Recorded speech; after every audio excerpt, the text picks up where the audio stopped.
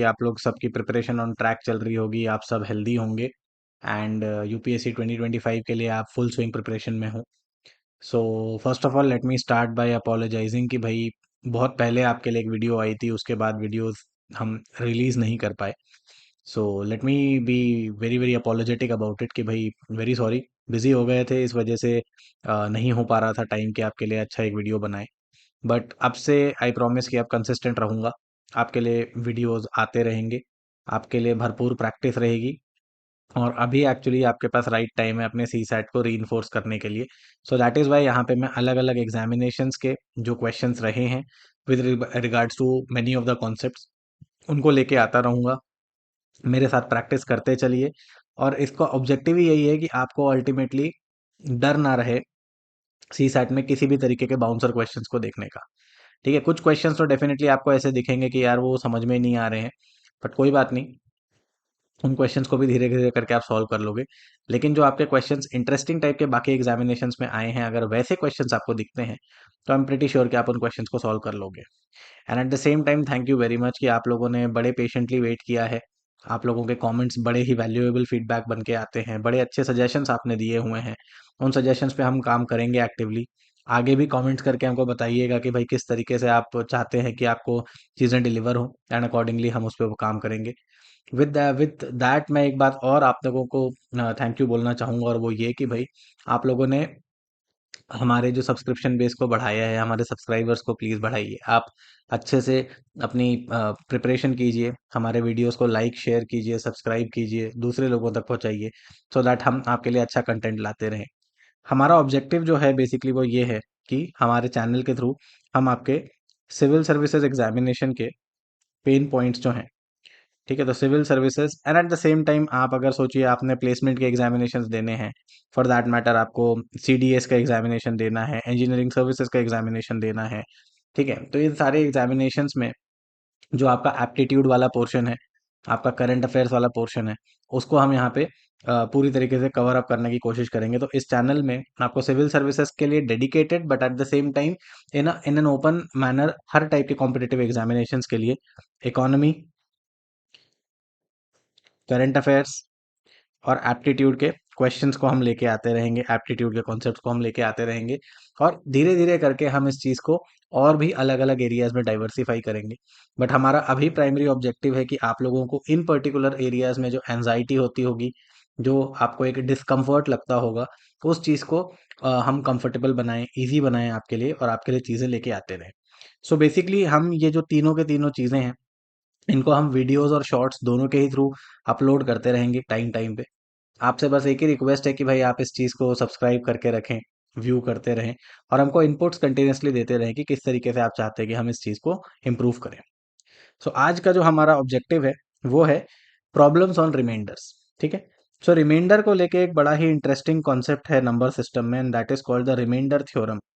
तो कुछ ऐसे ऑब्जर्वेशंस हैं जो बेसिकली हमको बड़े बड़े नंबर्स के या बड़े बड़े एक्सपोनेंट वाले प्रॉब्लम्स को सॉल्व करने में आसानी करते हैं। तो रिमाइंडर थ्योरम पे जो क्वेश्चंस हैं वो बेसिकली हम देखेंगे इसमें। तो यहाँ पे हमारे कुछ जनरल ऑब्जर्वेशन से जनरल प्रॉपर्टीज पे जो क्वेश्चंस होते हैं वो यहाँ पे होंगे।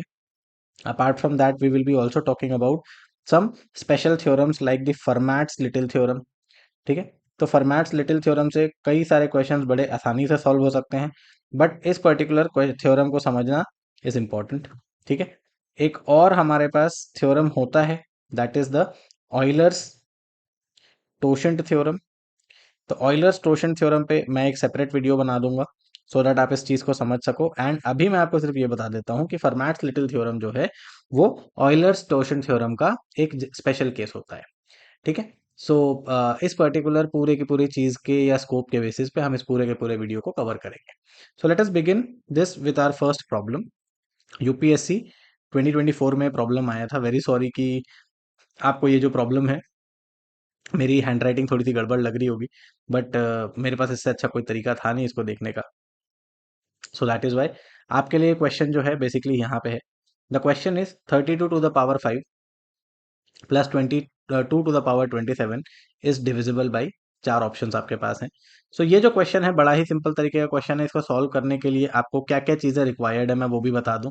सो इसके लिए आपके पास जो नॉलेज रिक्वायर्ड है, ठीक है, सो नॉलेज रिक्वायर्ड जो आपके पास है वो बेसिकली दो चीज़ों का है।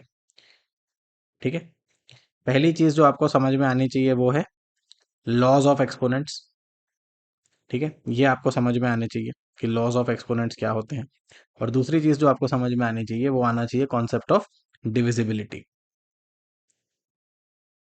ठीक है, अगर आपके पास ये दोनों के दोनों कॉन्सेप्ट्स बने हुए हैं, so what is going to happen is that आपको ये क्वेश्चन समझ में आ जाएगा। अब ये देखा जाए कि भाई इस क्वेश्चन को सॉल्व करने का तरीका होना क्या चाहिए। ठीक है, सो लेट अस टॉक अबाउट कि भाई हमारे पास लॉज ऑफ एक्सपोनेंट्स किस तरीके से यूज होंगे और डिविजिबिलिटी किस तरीके से यूज होगी। So let us take the question 32 to the power 5 plus 2 to the power 27। ठीक है, तो बेसिकली हम देखते हैं कि इनमें से एक जो हमारे पास नंबर है वो 2 की पावर्स में है और दूसरा जो नंबर है वो 32 की पावर्स में है। बट द पॉइंट इज कि अगर आपको एक्सपोनेंट्स के बारे में आइडिया है तो आपको ये मालूम होगा कि भाई 2 टू द पावर 5 इज 32। अगर 2 को मैं अपने अपने साथ ही 5 बार मल्टीप्लाई करूं तो मेरे को 32 मिलता है। ठीक है, तो अगर मैं 32 की जगह 2 टू द पावर 5 लिखूं तो वो इक्विवेलेंट होगा। ठीक है, तो इससे मेरे को एडवांटेज क्या मिलेगा, इससे एडवांटेज मेरे को ये मिलेगा कि मेरा ये पूरा का पूरा क्वेश्चन जो है वो 2 की पावर्स में चेंज हो जाएगा। ठीक है, सो 32 टू द पावर 5 की जगह अगर मैं लिखूं 2 to the power 5 whole to the power 5 plus 2 to the power 27। ठीक है, अब मेरे को ये मालूम है x to the power a whole to the power b is x to the power a into b. ये मेरा law of F of exponent है।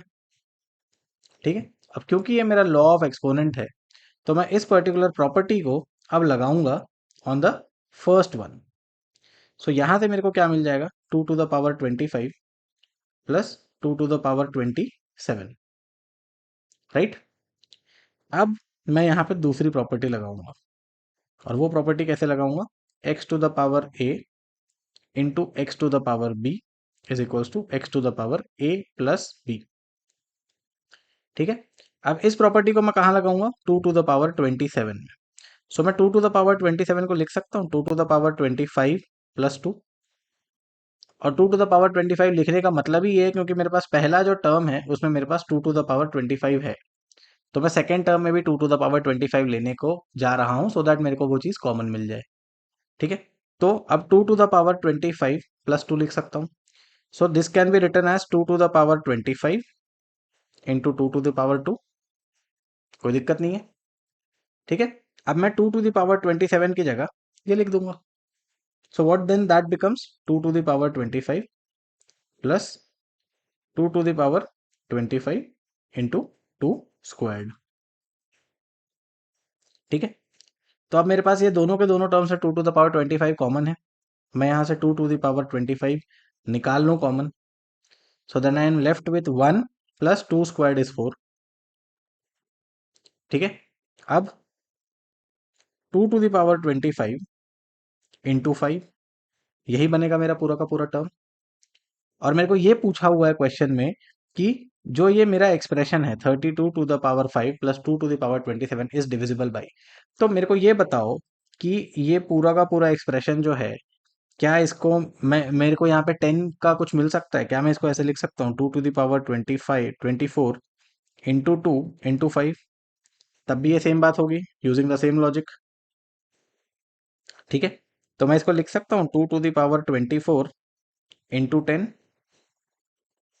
ठीक है, और मेरे पास यहाँ ऑप्शन में ऑलरेडी 10 है, तो क्या 10 और 10 कैंसिल हो जाएगा। ठीक है, तो मेरे को यहाँ से क्या समझ में आता है कि ये जो पूरा का पूरा एक्सप्रेशन है 32 to the power 5 plus 2 to the power 27, ये पूरा का पूरा एक्सप्रेशन जो है it is basically a multiple of 10। So इससे मेरे को क्या समझ में आता है, इससे मेरे को ये समझ में आता है कि भाई मेरा जो एक्सप्रेशन है 32 to the power 5 plus 2 to the power 27 is divisible by 10। Right, तो इस क्वेश्चन का आंसर क्या हो जाएगा, ऑप्शन सी। ठीक है, ये है हमारा पहला क्वेश्चन। अब चलते हैं नेक्स्ट क्वेश्चन पे। अब ये नेक्स्ट क्वेश्चन बड़े आराम से देखिए। ठीक है, ये क्वेश्चन आपको दिया हुआ है कि भाई 421 and 427 when divided by the same number leave the same remainder. ठीक है, how many numbers can be used as divisor in order to get the same remainder 1। ठीक है, पहली बात, ऐसा क्वेश्चन जब भी सॉल्व करेंगे सो उसमें ये चीज ध्यान में रखना कि भाई ये आपके पास जो क्वेश्चन है इसकी लैंग्वेज क्या है। यहाँ पे आपके पास टू डिविडेंड्स हैं। ठीक है, यहाँ पे हमारे पास दो डिविडेंड्स हैं। ठीक है, but they have common remainder, they have a common remainder. ठीक है, यहाँ पे ये जो रिमाइंडर है वो क्या दिख रहा है, यहाँ पे जो मेरे को रिमाइंडर दिख रहा है वो बेसिकली दिख रहा है एस 1। ठीक है, ये जो रिमाइंडर है बेसिकली मेरे को दिख रहा है 1। तो मेरे पास जो डिविडेंड्स हैं, मेरे पास जो डिविडेंड्स हैं, ये डिविडेंड्स हैं 421 और 427। ठीक है, और इनका जो मेरे को रिमाइंडर दिख रहा है, इनका जो रिमाइंडर मेरे को दिखता है वो रिमाइंडर मेरे को दिख रहा है एज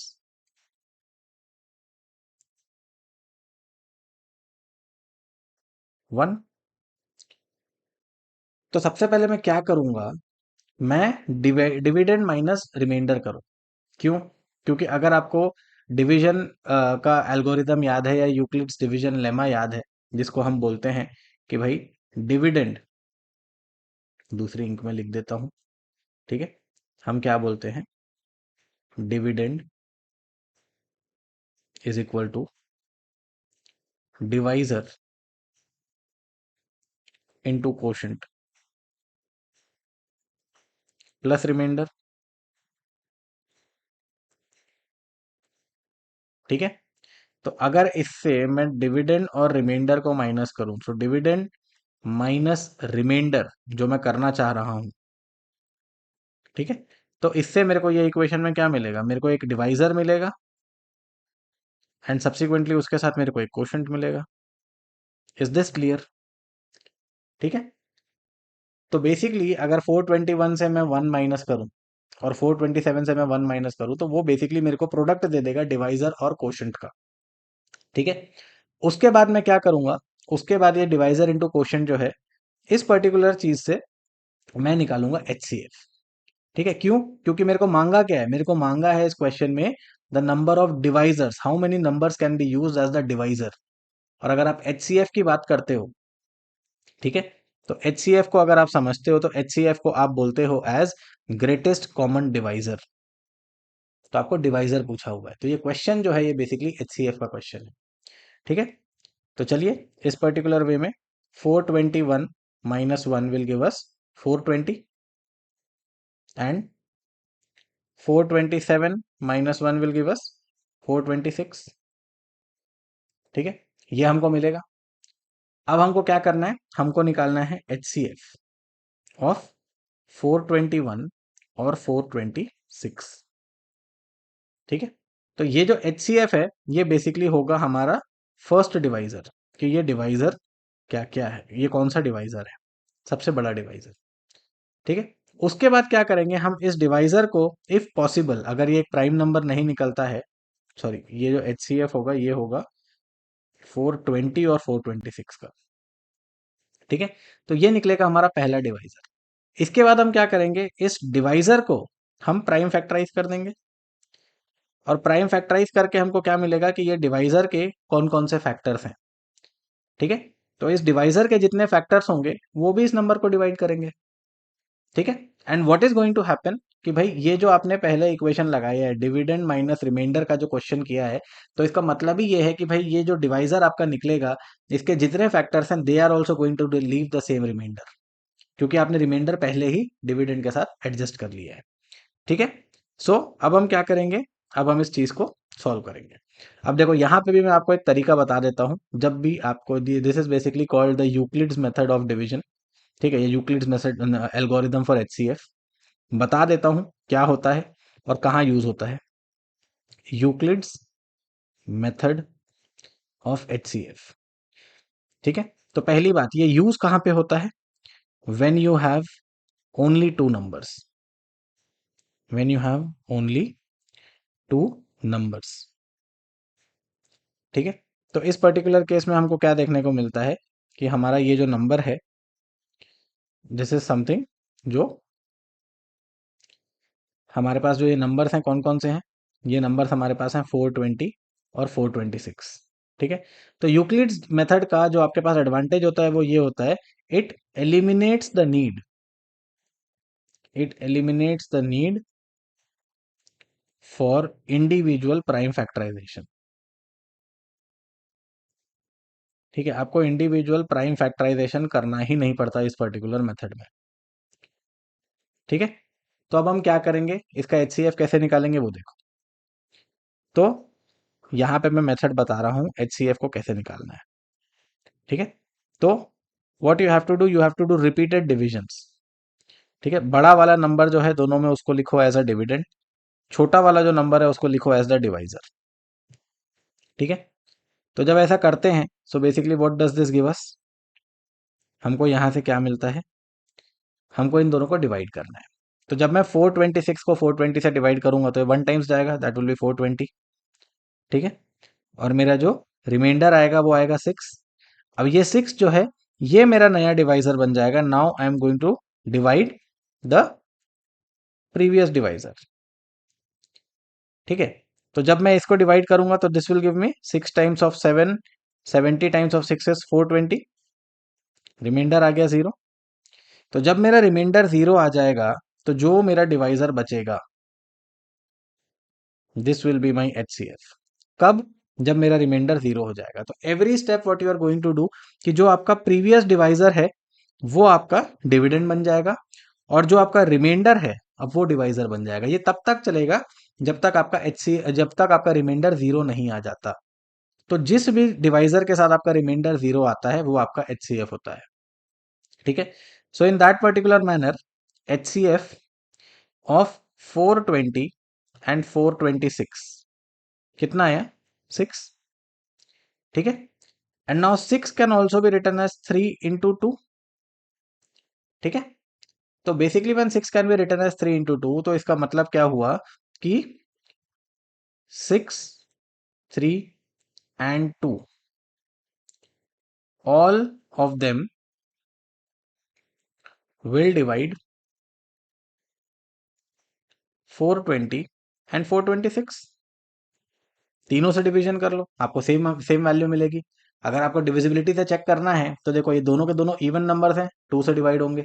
ठीक है, और आपको 3 से चेक करना है, 4 प्लस 2 6 होता है, 4 प्लस 2 6 प्लस 6 12 होता है। ठीक है, तो यहाँ पे भी सम ऑफ डिजिट्स और यहाँ पे भी सम ऑफ डिजिट्स, दोनों के दोनों डिविजिबल है। तो मतलब क्या हुआ कि 420 और 426 दोनों के दोनों 2, 3 और 6 तीनों से डिविजिबल है। तो इसका मतलब क्या हुआ कि 421 जो हमारा ओरिजिनल डिविडेंड था और 427, ये दोनों को जब ये डिवाइड करेंगे 2, 3 या 6, ठीक है, when divided by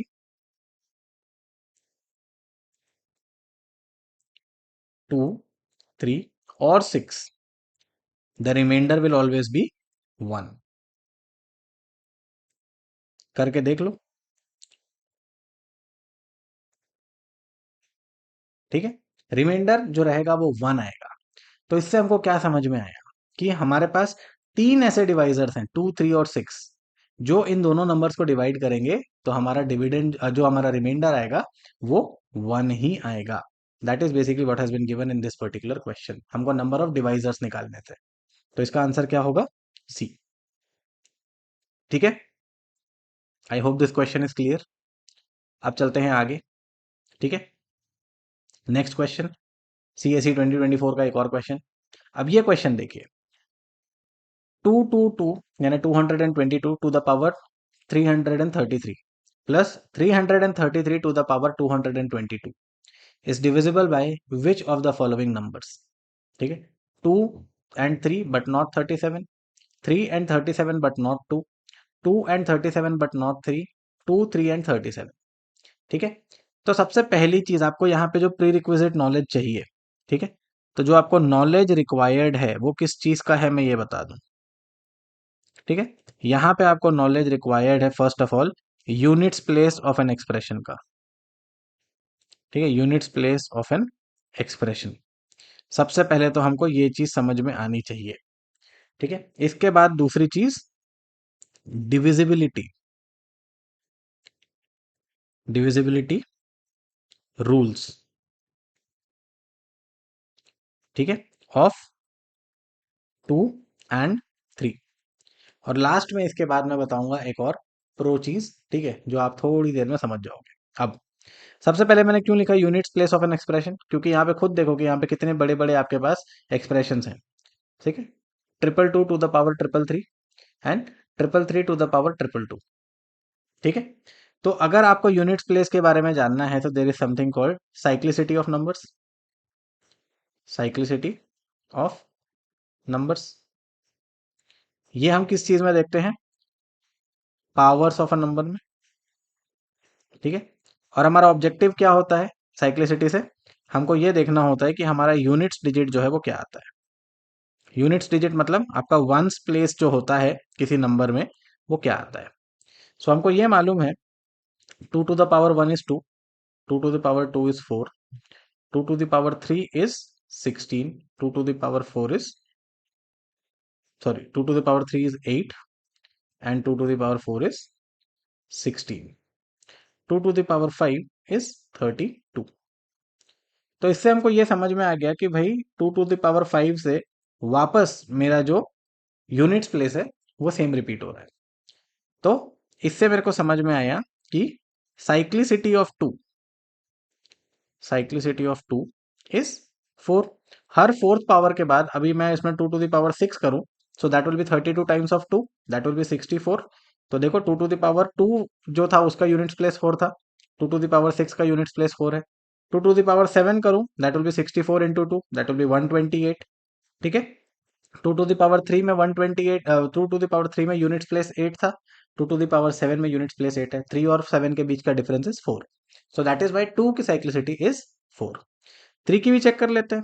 3 to the power 1 is 3, 3 squared is 9, 3 cubed is 27, 3 to the power 4 is 81, 3 to the power 5, तो 81 टाइम्स 3 करूंगा तो 243, 3 to the power 6 that will be 729। ठीक है, सो क्या दिख रहा है मेरे को, फिर से मेरे को दिख रहा है कि 3 की पावर जो है वो भी हर फोर्थ पावर के बाद उसका यूनिट्स प्लेस जो है वो रिपीट होना चालू होता है इन द सेम सीक्वेंस। सो इससे मेरे को क्या समझ में आता है, साइक्लिसिटी ऑफ 3 इज 4। अब जब मेरे को ये दोनों की दोनों चीजें समझ में आ गई तो मैं सबसे पहले क्या करूंगा, मैं चेक करूंगा कि मेरा units place of this expression क्या आता है। ठीक है, यूनिट्स प्लेस चेक करने के बाद मेरे को ये चीज समझ में आएगी कि यूनिट्स प्लेस के साथ साथ मैं कौन कौन से नंबर्स को एलिमिनेट कर सकता हूँ। सो 2 to 2 2 to the power 333 यही है। ठीक है, 2 to 2 to the power 333। तो अब मैं क्या करूंगा, सबसे पहले इस 333 को डिवाइड करूंगा बाय 4। ठीक है, इस 333 को मैं जब डिवाइड करूंगा बाय 4 से तो मेरे को क्या मिलेगा, 333 divided by 4, 4 times of 8 is 32, 1 3, 4 3 12, remainder आ गया 1। ठीक है, सो नाउ 333 4 से क्यों डिवाइड किया, क्योंकि ये इसकी साइक्लिसिटी है इसलिए। तो 333 can be written as 83 times of 4 plus 1। ठीक है, तो इससे मतलब मेरा ये हुआ क्योंकि ये 4 से पूरी तरीके से डिविजिबल नहीं है, तो 222 to the power 333 का जो यूनिट्स प्लेस होगा that will basically be the same as the units place of 2 to the power 1। ठीक है, so units place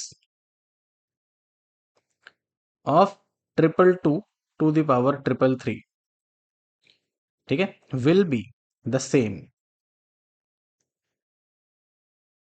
as the units place of 2 to the power 1। तो इसका मतलब क्या हुआ, units place of 2 to the power, sorry, 222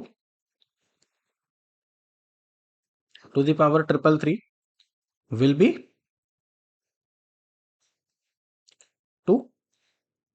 ये चीज मेरे समझ में आ गई। अब क्यों हुआ ये टू? क्योंकि देखो मेरे टू की साइक्लिसिटी जो थी वो फोर थी, मतलब हर चार के पावर के बाद जैसे ही फोर का पावर आ जाएगा, मतलब difference between the two exponents is four, उसके बाद मेरी यूनिट्स प्लेस रिपीट होगी। ठीक है, तो मैं इसको चार चार के ग्रुप में बांटता जाऊंगा, तो जो भी मेरा रिमेनिंग रिमाइंडर आएगा उसके हिसाब से मेरा जो यूनिट्स प्लेस है वो सेट हो जाएगा। ठीक है, एक्सक्यूज मी। चलो, वैसे ही अब मैं करूंगा triple three, triple three to the power triple two. ठीक है, तो अब मैं ट्रिपल टू को भी फोर से डिवाइड कर लूं। फोर फाइव ज़ा 20, फोर फाइव ज़ा 20 अगेन, रिमाइंडर आया टू। ठीक है, so triple two can be written as 55 times of four plus two. तो क्योंकि इसका रिमाइंडर टू आया है, तो इसका मतलब क्या हुआ कि units place of triple three to the power triple two will be the same as three to the power two, जो रिमाइंडर है। ठीक है, तो इससे मेरे को क्या समझ में आया? Units place of triple three to the power triple two will be 9। ठीक है, अब मेरे को जो गिवन एक्सप्रेशन है वो क्या है? Triple two to the power triple three plus triple three to the power triple two. ठीक है, तो मेरे को जो गिवन एक्सप्रेशन है वो है triple two to the power triple three plus triple three to the power triple two. ठीक है, अब इसका जो यूनिट्स प्लेस है, अब इनके यूनिट्स प्लेस अगर मैं देखूं, सो पहले वाले का है टू, दूसरे वाले का है 9, और इन दोनों का सम करूंगा तो कितना आएगा? 1। तो इस पूरे के पूरे एक्सप्रेशन का जो यूनिट्स प्लेस है, दैट यूनिट्स प्लेस इज 1। ठीक है, तो अब क्योंकि इसका यूनिट्स प्लेस 1 है, तो इसका मतलब क्या हुआ कि triple two to the power triple three plus triple three to the power triple two will be an odd number, क्योंकि ये 1 पे एंड हो रहा है। क्योंकि ये 1 पे एंड हो रहा है तो it will be an odd number. तो ऑड नंबर है तो इसका मतलब क्या हुआ कि it will not be divisible by two. Odd number जो है वो टू से डिविजिबल नहीं होते। ठीक है, तो अगर मैं सिर्फ इतनी चीज को कैलकुलेट कर लूं, तो इन चारों ऑप्शन में से मेरे पास सिर्फ एक ऑप्शन है, ठीक है, जो इस चीज को कैरी करता है कि ये टू से डिविजिबल नहीं हो। तो the correct answer is it will be divisible by 3 and 37 but not 2। आप पूछोगे कि भाई 3 से कैसे डिविजिबल होगा, तो 3 से डिविजिबल होने की डिविजिबिलिटी क्या है कि सम ऑफ डिजिट्स जो है that should be divisible by 3। ठीक है, तो 2 + 2 + 2 is 6 and 3 + 3 + 3 is 9। So basically इनकी कोई भी पावर होगी, क्योंकि ये टू खुद ही से मल्टीप्लाई हो रहे हैं। अब टू ट्रिपल टू को मैं स्क्वायर करूंगा तो ट्रिपल टू से ही मल्टीप्लाई होगा ना। तो जब ट्रिपल टू जो है वो 3 से डिविजिबल है, सो दैट इज वाई आपका जो ट्रिपल टू का कोई भी पावर हो वो 3 से डिविजिबल होगा। वैसे ही ट्रिपल थ्री जो है ये भी कोई भी पावर हो ये आपकी 3 से डिविजिबल होगा, क्योंकि जो नंबर अपने आप में सम ऑफ डिजिट्स जो है वो बेसिकली 3 से डिविजिबल है, तो उसका कोई भी पावर हो वो 3 से डिविजिबल होगा। ठीक है, I hope this is something which is clear. अगर ये चीज क्लियर है, तो इससे आपको समझ में ये आएगा कि भाई आप जब इस पर्टिकुलर क्वेश्चन को सॉल्व करते हो, तो अब ये क्वेश्चन आता है 37 का, तो मैं 37 के बारे में एक स्पेशल प्रॉपर्टी बता दूं। ठीक है, तो 37 के साथ ये याद रखना कि, और ये प्रॉपर्टी होगी 37 की,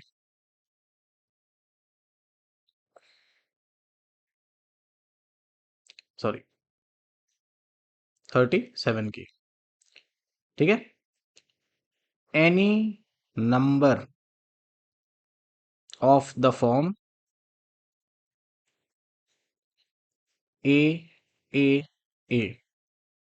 ठीक है, तो ए मतलब जैसे ट्रिपल वन हो गया, ट्रिपल टू हो गया, ट्रिपल थ्री हो गया, ट्रिपल फोर हो गया। ठीक है, अप टू 999। ठीक है,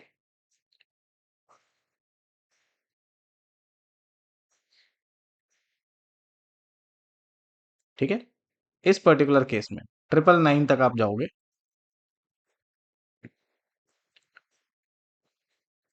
will always be divisible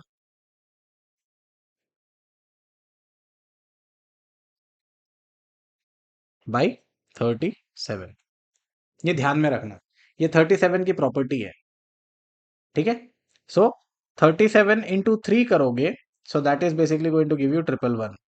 37 into 6 करोगे, that is going to give you 222। तो अब आपको ये चीज समझ में आएगी कि भाई इसको 37 इंटू 9 करेंगे तो मेरे को नेक्स्ट नंबर मिल जाएगा। तो इस तरीके से ये चीज चलती है 999 तक। ठीक है, तो any number of the form triple A will always be divisible by 37। तो ट्रिपल ए मतलब तीनों के तीनों डिजिट्स जो है वो सेम हो। ठीक है, लेकिन 3 डिजिट नंबर होना चाहिए, ये ध्यान में रखोगे। अब next question, the remainder when 1 plus 1 into 2 plus 1 into 2 into 3 and so on till 1 into 2 into 3 till 500 is divided by 8। CAPF का 2024 का क्वेश्चन था, बड़ा ही इंटरेस्टिंग क्वेश्चन है, देखने में थोड़ा सा टफ जरूर लगता है, बट बिल्कुल सिंपल सा क्वेश्चन है। इस क्वेश्चन को आराम से लिखो तो सही पहले क्या है। ठीक है, so the question that has been asked is you have to find the remainder of 1 plus 1 into 2 plus 1 into 2 into 3 plus 1 into 2 into 3 into 4, और ये चलता रहेगा प्लस 1 इंटू 2 इंटू 3 टिल 500। ठीक है, इन सब का रिमाइंडर आपको देखना है विथ 8। ठीक है, अब मेरे को ये बताओ 8 can be written as 2 into 4, it can also be written as 2 into 2 into 2। ठीक है, तो अगर मेरे को किसी भी एक्सप्रेशन में जो मेरे को ऊपर एक्सप्रेशन दिया हुआ है या तो 2 इंटू 4 मिल जाए या तो 2 इंटू 2 इंटू 2 मिल जाए, मतलब 3 बार 2 मल्टीप्लाई हो जाए या 2 इंटू 4 मिल जाए, तो उस पर्टिकुलर केस में जो आपका रिमाइंडर आएगा वो 0 आएगा। ठीक है, तो मेरे को खुद ही बताओ कि हमारे पास इसका जो रिमाइंडर होगा वो रिमाइंडर जब मैं निकालूं, ठीक है, 1/8 का, तो ये कितना आएगा। जब मैं 1 को 8 से डिवाइड करूंगा तो 1 एक 8 से छोटा है, so in that particular case मेरा जो नंबर आएगा वही रिमाइंडर होगा, so the remainder will be 1। जब मैं रिमाइंडर निकालूं 1 इंटू 2 का, सो दैट विल बी 2/8। ठीक है, सो 2/8 का भी रिमाइंडर मैं कैंसिल नहीं कर रहा हूं, तब भी मेरा जो रिमाइंडर आएगा वो कितना आएगा, ये आएगा 2। ठीक है, अभी मैं कैंसिल नहीं कर रहा हूं कि इन दोनों के बीच में 4 कॉमन फैक्टर है। ठीक है, वैसे रिमाइंडर जब मैं निकालूंगा 1 into 2 into 3 that is 6 divided by 8, इसका रिमाइंडर क्या आ जाएगा 6। अब जब मैं रिमाइंडर निकालूं 1 into 2 into 3 into 4 divided by 8, तो क्या मेरे को 4 इंटू 2 मालूम है 8 के बराबर होता है। ठीक है, और क्योंकि ये 8 के बराबर होता है तो इसका रिमाइंडर कितना आ जाएगा 0। और इसके बाद के आपके जितने भी होंगे remainder of 1 into 2 into 3 into 4 into 5/8, सब में मेरे को ये 8 मिलता रहेगा, तो इसके आगे के सारे रिमाइंडर्स क्या हो गए 0। ठीक है, अब क्योंकि इनके आगे के सारे रिमाइंडर 0 हो गए, तो मेरा ओवरऑल रिमाइंडर जो बचा इस क्वेश्चन में वो क्या बचा, जो पहले 3 एक्सप्रेशंस मेरे थे उनके रिमाइंडर का सम। ठीक है, तो पहले एक्सप्रेशन का जो मेरा रिमाइंडर था वो था 1, सेकंड का था 2, थर्ड का था 6। ठीक है, so the remainder of the overall expression would be 1 plus 2 plus 6 divided by 8, which will be remainder of 9/8। ठीक है, आई होप ये चीज क्लियर हो गई कि भाई आपके जो रिमाइंडर आएंगे वो स्टार्टिंग के 3 ही टर्म्स में आएंगे, 1 इंटू 2 और 1 इंटू 2 इंटू 3। इसके बाद जो भी आपका टर्म आएगा उसमें हमेशा 8 जो है वो कैंसिल हो जाएगा। ठीक है, अब देखो 9 जो हमारा रिमाइंडर बचा 8 से बड़ा है, तो हमारे रिमाइंडर हमेशा जो डिवाइजर होता है उससे छोटा होता है, डिनोमिनेटर से छोटा होता है। तो अब हम क्या करेंगे, 9 को डिवाइड कर लेंगे 8 से। 8 टाइम्स ऑफ 1 इज 8, रिमाइंडर क्या बचा, 1। तो मेरा जो ओवरऑल रिमाइंडर बचा वो क्या बचा, ओवरऑल ओवरऑल रिमाइंडर मेरा बचा 1। So my answer to this particular question would be 1। ठीक है, आई होप ये चीज क्लियर हो गई। बड़ा सिंपल सा क्वेश्चन था, दिखता कॉम्प्लिकेटेड है, क्वेश्चन सिंपल था। ठीक है, अब इस क्वेश्चन का एक आपके पास और ऑल्टरनेटिव भी हो सकता था। ठीक है, ये 1 into 2 को 2 फैक्टोरियल लिख सकता था, 1 into 2 into 3 को 3 फैक्टोरियल लिख सकता था, और इस चीज को 500 फैक्टोरियल भी लिख सकता था। ठीक है, सो टेक्निकली ये क्वेश्चन बन जाता 1 + 2 फैक्टोरियल, या 1 फैक्टोरियल ही लिख लो इसको। 1 into 1 is 1 factorial, 1 factorial plus 2 factorial plus 3 factorial plus करते करते 500 फैक्टोरियल, और इसको आपको डिवाइड करना है 8 से। ये सेम क्वेश्चन का ऑल्टरनेट वेरिएशन हो सकता था। ठीक है,